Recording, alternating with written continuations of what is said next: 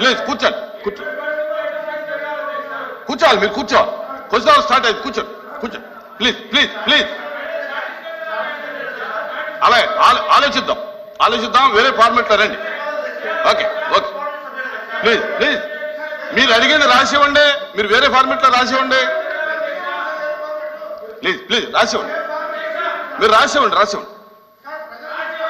మీరు రాసేయండి మీరు వేరే ఫార్మెట్లో రాసియండి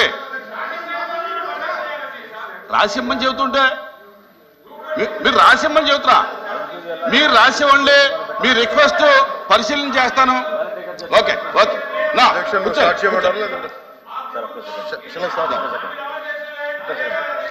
సార్ మినిస్టర్ గారు మాట్లాడుతున్నారు అధ్యక్ష 150 days అయింది అధ్యక్ష ప్రభుత్వం ఏర్పడి ఈ 150 days మేము వచ్చిన తర్వాత ఏమేమి చేశామో ఆ 150 days మీద ఒక డిస్కషన్కి శాసనసభ నిన్న చాలా బాగా జరిగింది. ఈ రోజే పెట్టండి అధ్యక్ష, ఈరోజు మీరు పెట్టండి. ఆ 150 day డిస్కషన్ పెడితే ఈ 150 రోజుల్లో మేము ఏమేమి చేసాం, గతంలో పరిస్థితులు ఎలాగున్నాయి మొత్తం డీటెయిల్గా డిస్కస్ చేద్దాం. అందులో కూడా వస్తాం, అందులో సూపర్ 6 కూడా చేద్దాం, అందులో సూపర్ 6 కూడా చేద్దాం అధ్యక్ష.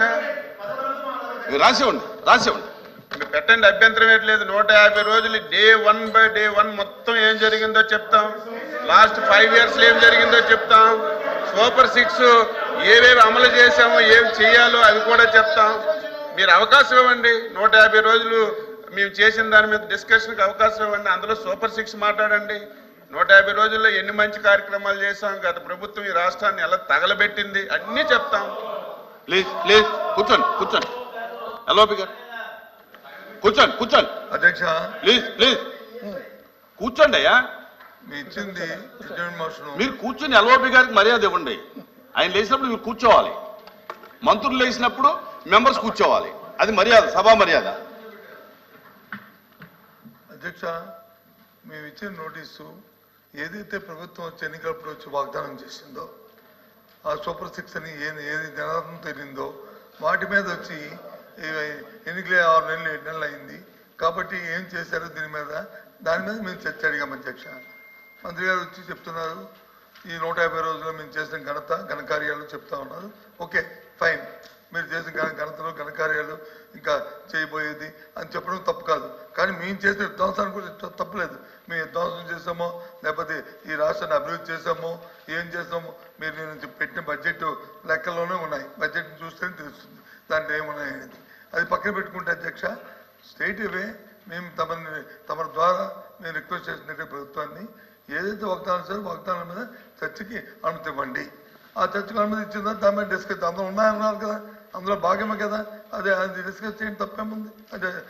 అది అడుగుతున్నాం. అందుకంటే అడిగారు, మీ వాయిదా తీర్మానం తిరస్కరించాం, మీరు వేరే ఫార్మెట్ లో ఉండి పరిశీలిస్తాము సాధ్యాలు చూస్తాము. నేను చాలా క్లారిటీగా సార్ వదిలేండి, చాలా పాజిటివ్ గా ఏ ప్రభుత్వం ఇలా ఉండదు అధ్యక్ష, ప్రతి విషయాన్ని చర్చిద్దామని చెప్పి నేను సభాముఖంగా తెలియజేస్తున్నా. అయితే అధ్యక్ష, మీరు ఏదైతే వాళ్ళు వాయిదా తీర్మానం ఇచ్చారో దాన్ని మీరు తిరస్కరించామని చెప్పిన తర్వాత నేను లేచి మీకు అంత ఇంట్రెస్ట్గా ఉంటే 150 రోజులు పరిపాలన మీద చర్చిద్దాం, అందులో సూపర్ 6 గురించి కూడా చర్చిద్దాము, మీరు అనుమతి ఇవ్వండి అని ఇంత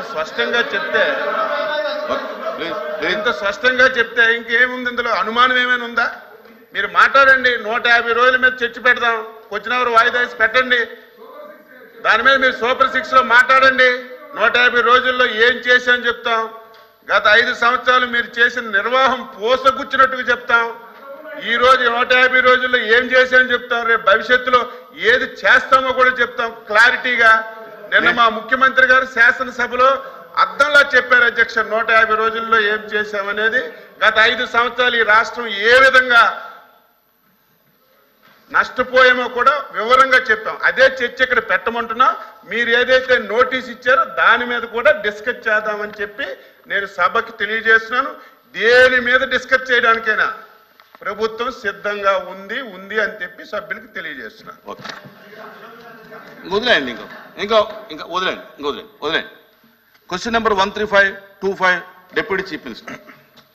నమస్కారం అధ్యక్ష, గౌరవ సభ్యులందరికీ కూడా నమస్కారం. 3